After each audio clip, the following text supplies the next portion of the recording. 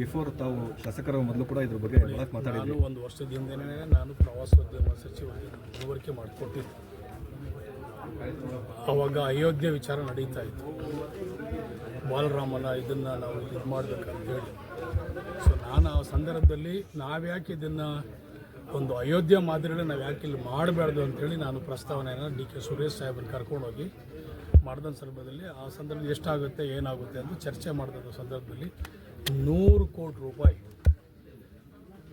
ಅಯೋಧ್ಯೆಯಲ್ಲಿ ಯಾವ ರೀತಿ ಯಾವ ಮಟ್ಟಕ್ಕೆ ನಾವೆಲ್ಲರೂ ಕೂಡ ಒಂದು ಪ್ರಸಿದ್ಧಿಯಾದಂಥ ಇಡೀ ದೇಶದಲ್ಲಿ ಒಂದು ದೇವಸ್ಥಾನವನ್ನು ಮಾಡಿ ಭಗವಂತ ದರ್ಶನ ಪಡಿತಾ ಇದ್ದೀವಿ, ಅದೇ ರೀತಿ ಇಲ್ಲೂ ಕೂಡ ಅದೇ ರೀತಿ ಮಾದರಿ ಮಾಡಬೇಕಂತ ಹೇಳಿದಂಥ ಸಂದರ್ಭದಲ್ಲಿ 100 ಕೋಟಿಗೆ ಇದು ಮಾಡಿದ್ವಿ. ಆವಾಗ ಎಚ್.ಕೆ. ಪಾಟೀಲ್ ಇಲ್ಲ, ಮುಂದಿನ ದಿವಸದಲ್ಲಿ ಇದರ ಬಗ್ಗೆ ಆಲೋಚನೆ ಮಾಡೋಣ ಅಂತೇಳಿ ಅದಕ್ಕೆ ಇದು ಮಾಡೋದು. ಸದ್ಯಕ್ಕೆ ಈಗ ಮೂಲಭೂತ ಸೌಕರ್ಯಗೊಂದು ವ್ಯವಸ್ಥಿತವಾಗಿ ಮಾಡಿ ಮುಂದಿನ ದಿವಸದಲ್ಲಿ ನಮಗೆ ಸಮಯ ಕಾಲಾವಕಾಶ ನಮಗೆ ಭಗವಂತ ಕೊಟ್ಟಂಥ ಶಕ್ತಿ ಕೊಟ್ಟಂಥ ಸಂದರ್ಭದಲ್ಲಿ ನಾನು ನಿಜವಾಗೂ ಕೂಡ ನನ್ನದೇ ಆದಂಥ ರೀತಿ ನೀತಿನಲ್ಲಿ ನಾನಿಲ್ಲಿ ಒಂದು ಒಳ್ಳೆಯ ಕೆಲಸ ನಾವೆಲ್ಲರೂ ಕೂಡ ಅಯೋಧ್ಯೆ ರೀತಿಯಲ್ಲಿ ಮಾದರಿಗಳನ್ನ ಮಾಡಬೇಕು.